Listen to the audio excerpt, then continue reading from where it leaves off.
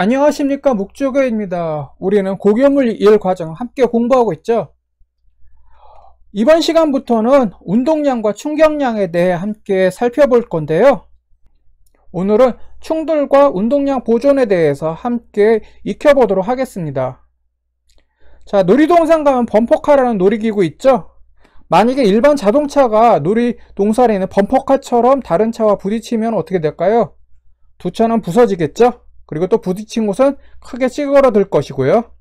하지만 범퍼카는 그렇게 부서지지가 않습니다. 왜 그럴까요? 자, 야구 경기를 한다고 하면은요, 먼저 장비를 챙겨야 되겠죠. 야구 경기를 할 때 챙기는 장비 중에는 야구 글러브가 늘 포함이 됩니다.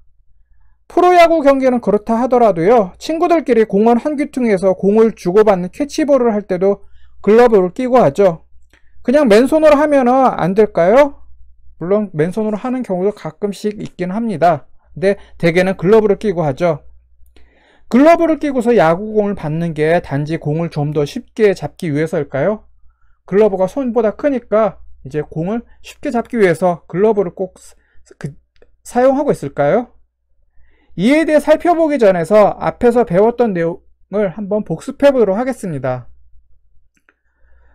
물체가 운동할 때 운동 에너지가 위치 에너지로, 또 위치 에너지가 운동 에너지로 전환될 때요, 운동 에너지와 위치 에너지 합인 역학적 에너지는 일정하게 보존된다고 배웠죠. 단 이때 마찰이나 저항, 외부 작용은 없겠고요.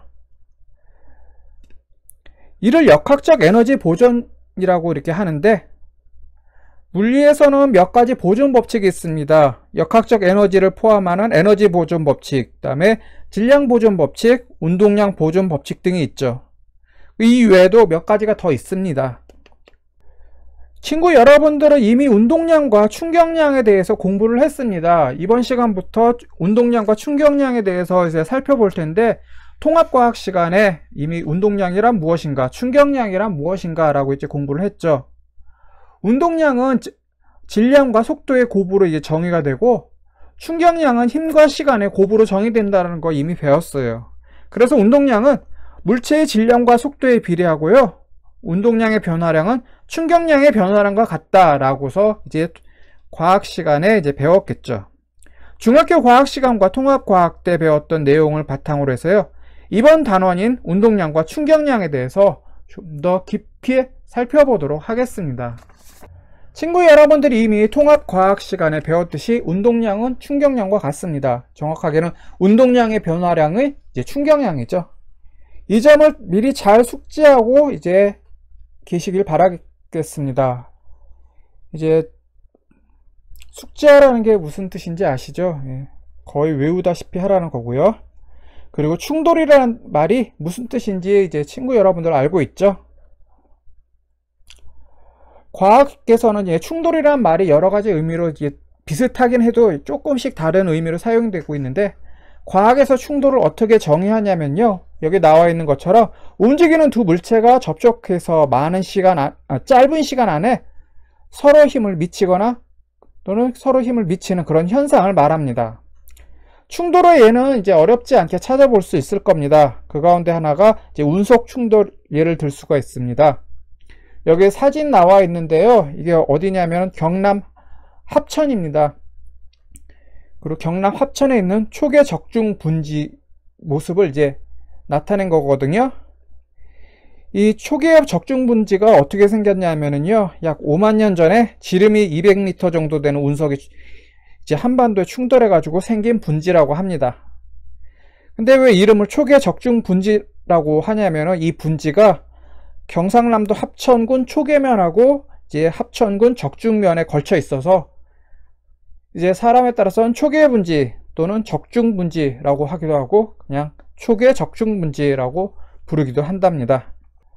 자, 충돌의 현상을 한번 살펴보면은요, 물체가 충돌할 때 충돌 전과 충돌 후에 각 물체의 속도는 변하죠. 움직이는 물체가 정지하는 물체에 충돌하는 경우 또는 움직이는 물체끼리 충돌하는 경우 각 물체의 속력이나 운동 방향이 바뀌게 되죠.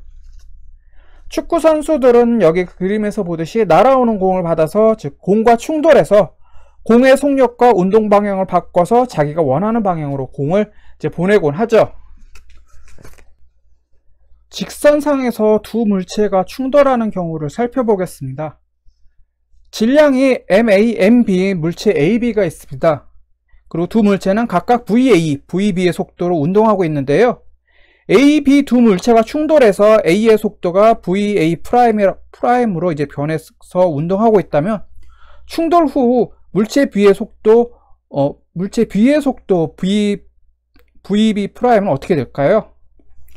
운동 방정식을 풀려면 B가 A와 충돌하는 동안 받는 힘에 대해 알아야 하잖아요. 그런데 힘의 크기가 시간에 따라 얼마인지 정확하게 알 수가 없습니다. 시간에 대한 얘기가 안 나와 있으니까요. 그래서 뉴턴 운동 제3법칙을 통해서 우리는 힘의 크기를 계산을 합니다. 뉴턴 운동 제3법칙이 뭐였죠? 작용 반작용 법칙이죠. 이 작용 반작용 법칙을 고려하면은요, 물체 A와 B가 충돌하면서 A가 B에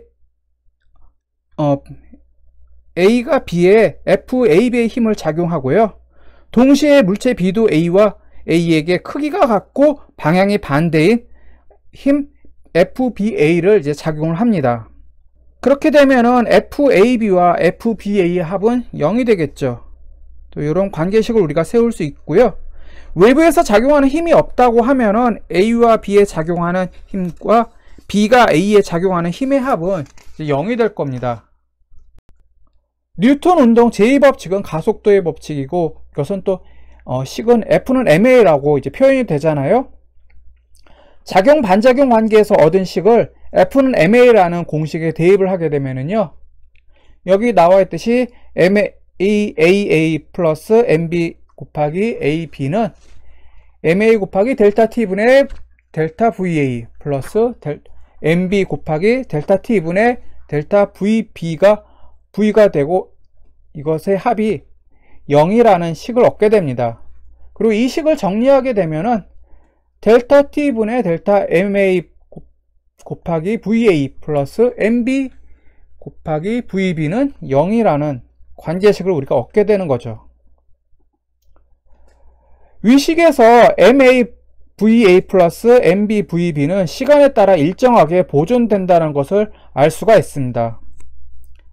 그런데 고립계라는 말이 있거든요. 이 고립계가 뭐냐면요, 외부와 상호작용을 하지 않는 계를 고립계라고 합니다. 즉 외부와 상호작용하지 않고 이제 물체끼리, 여기서는 이제 물체 A와 B 요 사이 요 둘만의 시스템을 우리는 고립계라고 합니다.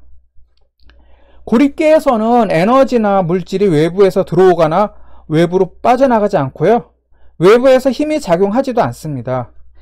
고립계에서는 각 물체의 질량과 속도의 곱인 물리량은 항상 보존이 되죠. 이를 통해서 충돌한 후에 B의 속도 VB'을 구할 수가 있습니다. 자, 예제를 하나 보겠습니다. 여기 그림 나와 있죠. 수레가 있는데 충돌 전과 충돌 후의 모습이 나타나 있습니다. 이 그림은 마찰이 없는 수평면에서 질량이 2kg인 2kg 수레 A가 정지해 있는 질량이 1kg인 수레 B를 향해서 0.2m/s의 속도로 운동하다 충돌을 했습니다. 충돌한 다음에는 A는 0.1m/s의 속도로 운동하게 됐고요. 이때 충돌 후 B의 속도가 어떻게 되느냐 하는 건데요. 물론 직선상에서 수레 A와 B가 이동하고 있었습니다. 두 수레가 충돌할 때 충돌 전후 운동량은 보존된다고 했잖아요. 그럼 충돌 전 운동량을 먼저 보면은요, 충돌 전에 MAVA 플러스 MBVB는 2kg 곱하기 0.2m/s가 되겠고, 이제 수레 B는 정지해 있으니까 MB 곱하기 VB는 0이 되겠죠. 그 다음에 충돌 후에 운동량을 보면은 이 역시 이제 공식은 MA 곱하기 V'A 더하기 MB 곱하기 V'B가 고, 수레 A는 이제 속도가 0.1m/s라고 했으니까 운동량은 2kg 곱하기 0.1m/s가 되겠고, 이제 충돌 후에 수레 B도 움직이기 시작했으니까 그 속도는 아직 모르니까 VB'으로 놓고요, 질량은 1kg이 되고 이렇게 되겠죠. 그래서 이 식을 정리를 하면은요, 이제 계산해서 쭉 정리하게 되면은 여기 나와 있는 것처럼 VB 프라임은 0.2m/s라는 값을 얻게 됩니다. 즉 충돌 후에 술에 비해 속도는 0에서 이제 움직이기 시작해서 0.2m/s가 됐다라는 소리가 되겠죠. 똑같은 속도로 달리더라도 자동차가 갑자기 멈추는 것보다는 이제 KTX라는 기차가 급정거하는 게 더 어렵죠. 그건 뭐 당연한 상식으로 알고 있고요. 그리고 똑같은 질량을 가진 야구공을 던지는데 야구 선수가 던지는 공을 받는 게 이제 어린아이가 던진 공을 받는 것보다 훨씬 힘듭니다. 즉 어린아이가 던진 공을 이제 받는 거는 이제 맨손으로도 받을 수가 있는데 야구 선수가 던진 공을, 특히 투수가 던진 공은 이제 글러브를 끼워서 받아야죠. 안 그러면 손 다쳐요. 이제 잘못하면 손뼈에 이제 금이 갈 수도 있죠. 같은 속도로 달렸지만 자동차보다 이제 기차가 갑자기 멈추기 어렵고, 또 같은 질량의 야구공이지만 어린아이가 던진 야구공보다 야구 선수가 던진 공을 받기가 훨씬 어려운 이유는 뭘까요? 쉽게 생각하면 자동차보다 기차가 훨씬 더 무겁고 야구 선수가 던진 공이 어린아이가 던진 공보다 훨씬 빠르기 때문이라고 쉽게 결론을 내릴 수가 있죠. 무게가 무거울수록 또 속도가 빠를수록 멈추기 힘들고 힘도 세다라는 것은 우리가 일상 경험을 통해서 알고 있는 상식입니다. 근데 이것을 과학으로 좀 더 세련되게 설명해 보면은요, 이제 이거는 뭐 친구 여러분들을 비롯해서 많은 사람들이 뭐 과학적으로 세련되게 표현하고 싶은 마음도 없고 관심도 없지만 물리 시간이니까 우리는 억지로라도 관심을 갖고서 이제 생각해 보면은요, 여기서 이제 운동량이란 개념을 통해서 이걸 설명을 하게 되죠. 그래서 우리는 이 시간에 운동량이란 개념을 공부하는 거고요. 이미 운동량에 대해서 공부했지만 복습하는 차원에서 다시 한번 살펴보면은요, 운동량은 물체의 운동 규모와 관련된 물리량을 말합니다. 여기 사진 속 인물이, 그림에 있는 인물이 이제 프랑스 철학자 데카르트인데요. 데카르트는 물체가 운동할 때 운동의 양이 이제 운동량이라고 얘기를 했습니다. 그리고 운동량 P는 질량 m 곱하기 속도 v로 정의된다라는 것을 이미 알고 있죠, 우리들은. 그래서 운동량은요, 질량과 속도에 비례를 합니다. P는 m 곱하기 v잖아요. 그래서 m이 크면 P가 커지고 또 v가 커지면 아울러 이때도 P 값이 커지니까 운동량은 질량과 속도에 비례한다라는 것을 우리는 알 수가 있죠. 또 그리고 운동량은 벡터량입니다. 벡터량이라는 게 무슨 뜻이냐? 바로 크기와 방향이 있다라는 거고요. 계산할 때 우리는 방향도 살펴봐야 된다는 거죠. 그래서 방금 살펴본 것처럼요, 같은 속도라도 질량이 크면은 운동량이 더 커지고, 질량이 같은 경우라도 이제 속도가 빠르면은 운동량이 더 커집니다. 그리고 운동량의 단위는 여기 운동량 P는 질량 m 곱하기 v로 이제 정의가 되니까 질량의 단위 킬로그램, 그 다음에 속도의 단위 미터 퍼 세크, 이걸 합해서 운동량의 단위는 킬로그램 미터 퍼 세크로 정의가 됩니다. 운동량은 벡터량이라고 했으니까 운동량은 크기와 방향을 갖겠죠. 그래서 운동량의 방향은 바로 그 물체의 속도의 방향이기도 합니다. 운동량의 변화량은 글자 그대로 운동량이 얼마나 변했는지를 나타내는 것이죠. 그러면 나중 운동량에서 처음 운동량을 빼면은 운동량의 변화량을 알 수 있을 겁니다. 속도 변화량은 나중 속도에서 처음 속도를 빼고, 위치 변화량인 변위는 나중 위치에서 처음 위치 빼는 것하고 같은 원리죠. 그래서 운동량의 변화량 역시 나중 운동량에서 처음 운동량을 빼면 되는 겁니다. 그리고 운동량은 크기와 방향을 갖는 벡터량이기 때문에 방향도 함께 고려를 해줘야 되겠습니다. 그럼 운동량을 어떻게 계산하는지 한번 살펴볼게요. 질량이 2kg인 공이 1m/s로 운동하다가 속도를 3m/s로 이제 올렸습니다. 그럼 운동량은 어떻게 변화할까요? 속도가 늘었으니까 당연히 운동량도 늘어나겠죠.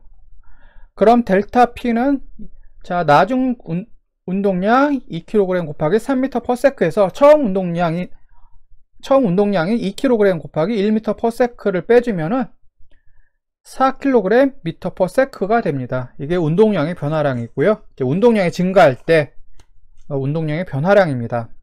그리고 방향은 처음 이제 공이 이동하던 운동량 방향이 되겠습니다. 방향은 바뀌지 않고 속도만 늘었으니까 운동량의 변화량 방향 역시 처음 운동량의 방향과 같게 되는 거죠. 그럼 이번에는 운동량이 감소하는 경우를 살펴볼게요. 그래서 공이 3m/s로 운동하다가 갑자기 이제 속도가 1m/s로 줄었습니다. 물론 질량은 방금 전과 같이 2kg이고요. 속도가 줄었으니까 운동량 역시 줄어들겠죠. 그럼 얼만큼 줄어들었는가 그걸 계산해 보면은요, 델타 P는 나중 운동량 2kg 곱하기 1m/s에서 처음 운동량인 2kg 곱하기 3m/s를 빼주면 되겠죠. 그럼 계산하면은 마이너스 4kg m/s가 됩니다. 여기 운동량 변화량이 마이너스 값이 나왔어요. 마이너스 값이 의미하는 바가 뭐냐면은 운동량의 변화량 방향이 처음 운동량 방향과 반대 방향이다 라는 것을 말해줍니다. 운동량 방향이 바뀐 거죠.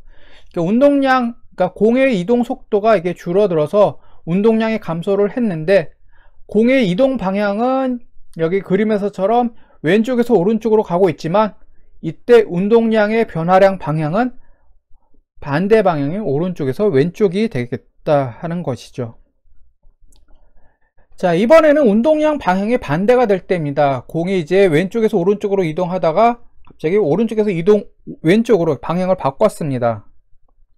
그럼 운동량의 변화량 방향도 처음 운동량 방향과 반대 방향인 오른쪽에서 왼쪽을 향하게 되겠죠.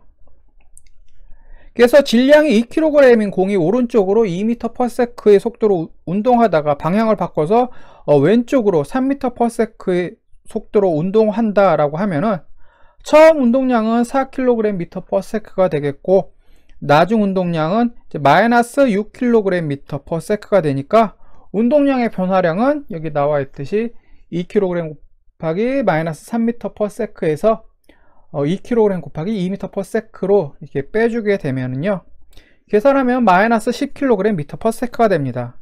여기서도 마이너스가 나오는데, 마이너스 부호가 의미하는 것은 운동량의 변화량 방향이 처음 운동량 방향과 반대 방향이다 라는 것을 의미하죠. 일단 운동량의 변화량은 충격량과 같습니다. 운동량은 보존된다는 사실을 먼저 숙지하고서 운동량 보존 법칙을 이렇게 살펴볼게요. 제가 계속 숙지하라라고 얘기를 하고 있죠. 친구 여러분들은 이제 학교 졸업하고서 직장 생활을 하게 되면은요, 또 이제 남학생 같은 경우는 이제 직장 생활 하기 전에 이제 군대 갔다 와서 군대에서 이제 숙지하라는 말을 듣게 되는데요.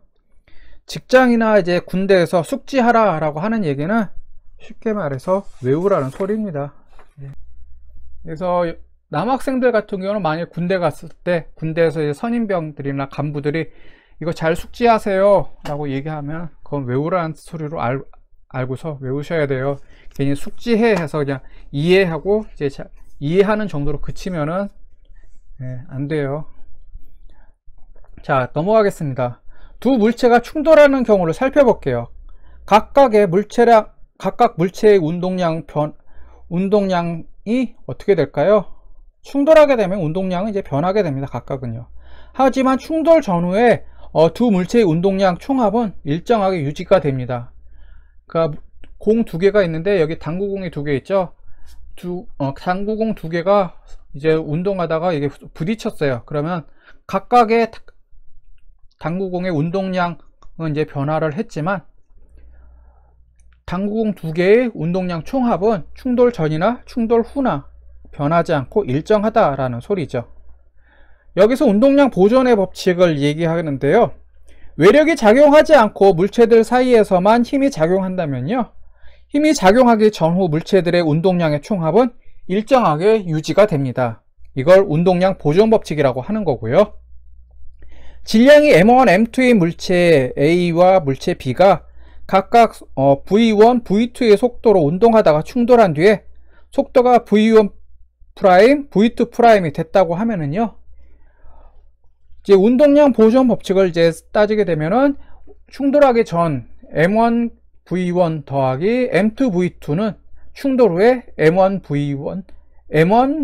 V1 프라임 더하기 M2 V2 프라임의 합과 같다라는 거죠. 즉 충돌 전의 운동량 총합은 충돌 후의 운동량 총합과 같다라는 겁니다.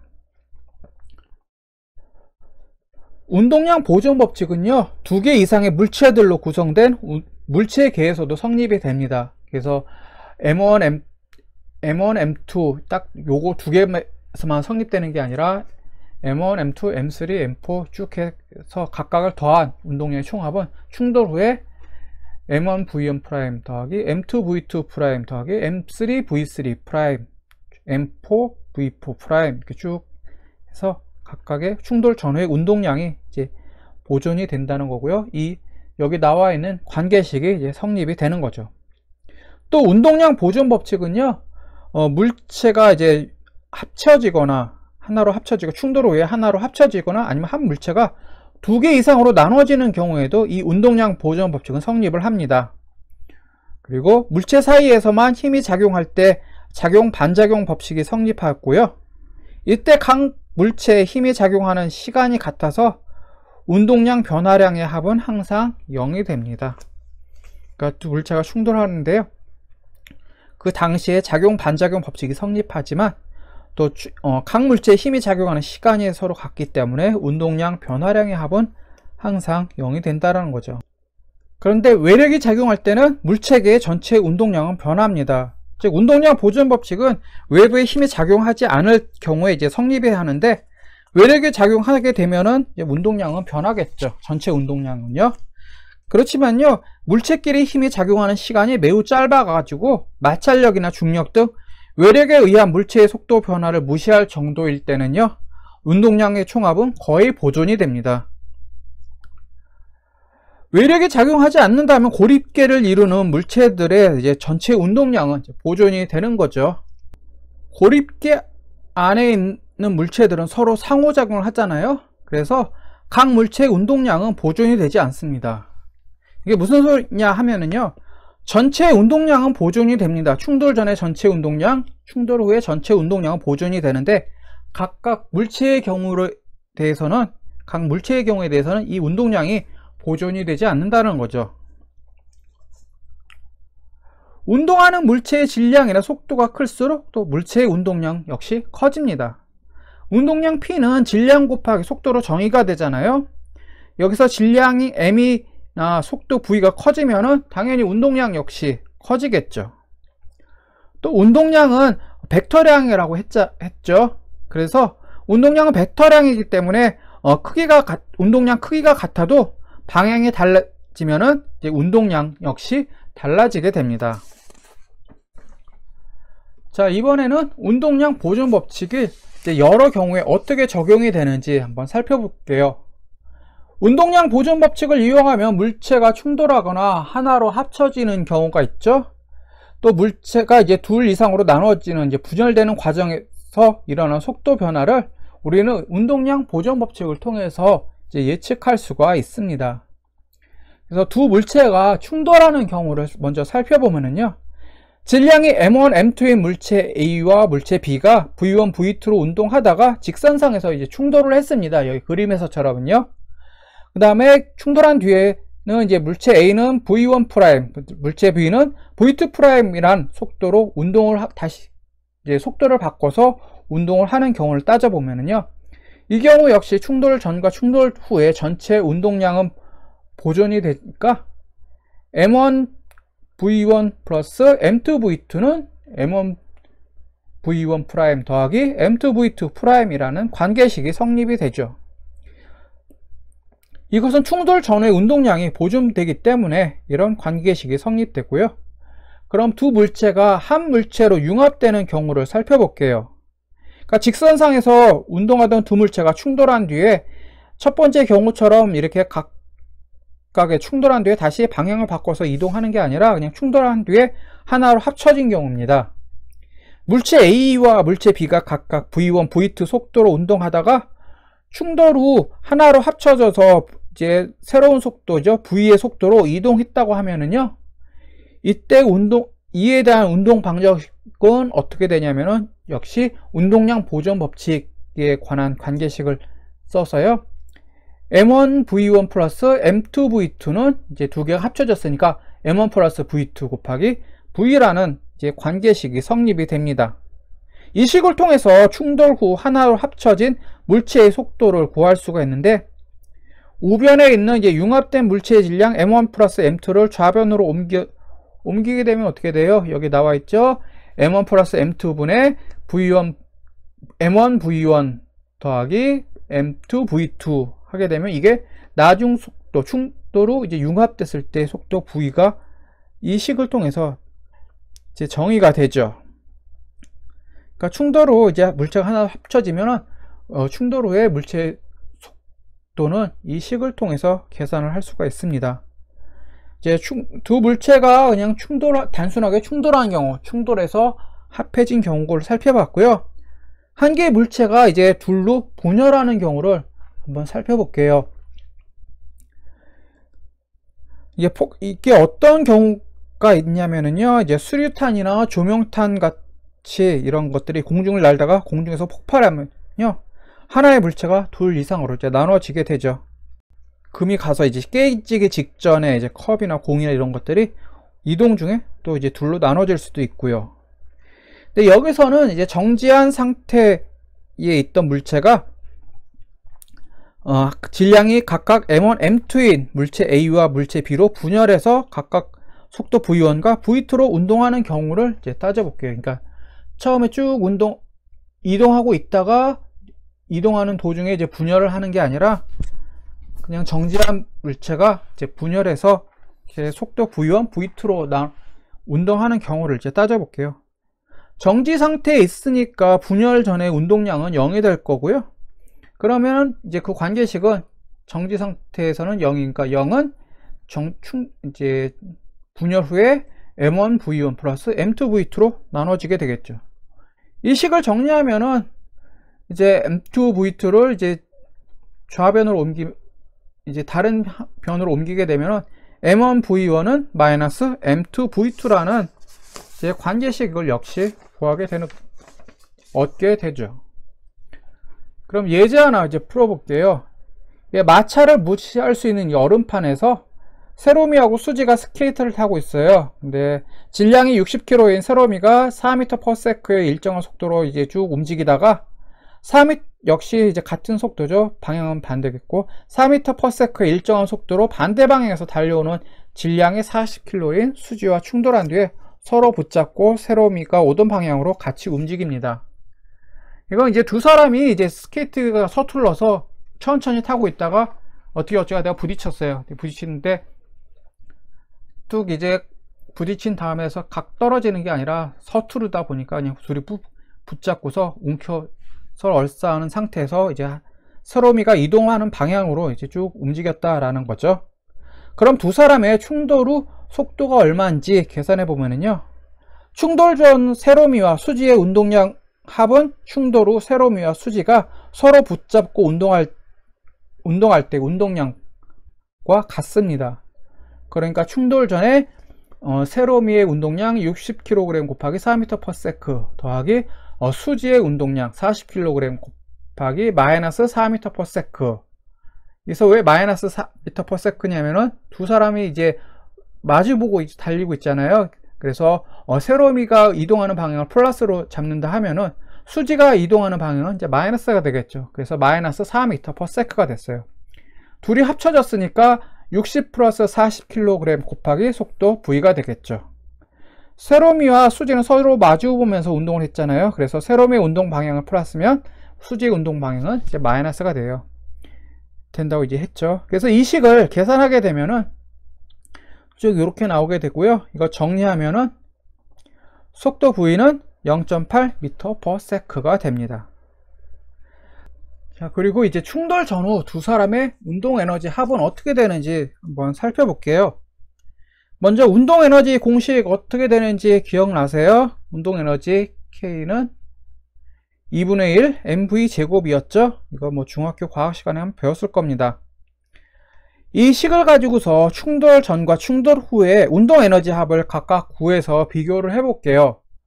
그럼 충돌 전 운동 에너지 합은요, 수지의 세로미의 운동 에너지 2분의 1 곱하기 60kg 곱하기 4m/s의 제곱이 되겠고, 이거 플러스 수지의 운동 에너지 2분의 1 곱하기 40kg 곱하기 4m/s의 제곱해서 이거 둘을 계산하면 800J이 나옵니다. 그 다음에 충돌 후에 에너지 합은요, 두 사람이 이제 서로 붙잡은 상태에서 이제 이동했을 때, 그때 운동 에너지는 2분의 1, 질량이 이제 두 사람이 한 덩어리를 움직이니까 질량은 100kg이 되겠죠. 100kg 곱하기 방금 전에 이동 속도가 0.8m/s라고 했으니까 0.8m/s의 제곱을 곱해주면은, 계산하면은, 이제 여러분들 계산하면 귀찮으니까 제가 계산을 했더니 답이 32J이 나왔습니다. 충돌 전에는 운동 에너지 합이 800J였는데 충돌 후에는 운동 에너지 합이 32J로 팍 줄었죠. 여기서 충돌 전과 충돌 후의 운동 에너지가 같지 않다라는 것을 확인할 수가 있습니다. 그래서 이 식을 통해서, 그러니까 이 문제를 통해서 운동 에너지 합은 보존되지 않는다라는 것을 확인할 수가 있습니다. 근데 이제 요 예제 중에서 2번 충돌 전후의 두 사람의 운동 에너지 합을 비교해 보자, 이 문제를 우리가 관심 있게 지켜볼 필요가 있는데요. 왜 그러냐면은 이 문제가 2017년 3월달 해양경찰청 물리 과목 문제에서 이 예제를 응용한 문제가 나왔습니다. 거기서 이제 운동량은 보존되지만 운동 에너지는 보존되지 않는다라는 요 사실을 이제 가지고서 문제를 이제 출제를 한 거죠. 그래서 운동량은 보존이 되지만, 운동량의 총합은 보존이 되지만 운동 에너지의 총합은 보존되지 않는다라는 거 염두에 두시고요. 또 운동량 보존 법칙에 의해서 운동량 전체 충돌 전의 운동량 총합, 충돌 후의 운동량 총합은 보존이 되지만 물체 각각의 운동량은 또 보존되지 않는다. 이거 잘 기억하시기 바라겠습니다. 자, 지금까지 이제 운동량과 충격량 가운데 충돌과 운동량 보존에 대해서 살펴봤습니다. 그래서 운동량의 변화량은 충격량과 같다라는 거 짚어봤고, 또 운동량 P는 질량 m 곱하기 속도 v로 정의된다라는 것도 살펴봤죠. 그리고 충돌 전후의 운동량은 보존이 된다. 하지만 충돌 전후의 운동 에너지의 총합은 보존되지 않는다라는 것도 방금 전 예제를 통해서 살펴봤습니다. 다음 시간에는 이것을 바탕으로 충격량에 대해서 한번 같이 공부해 보도록 하겠습니다. 네, 긴 시간 같이 물리 공부하느라고 수고하셨습니다. 네, 다음 시간에 뵙도록 하겠습니다. 감사합니다.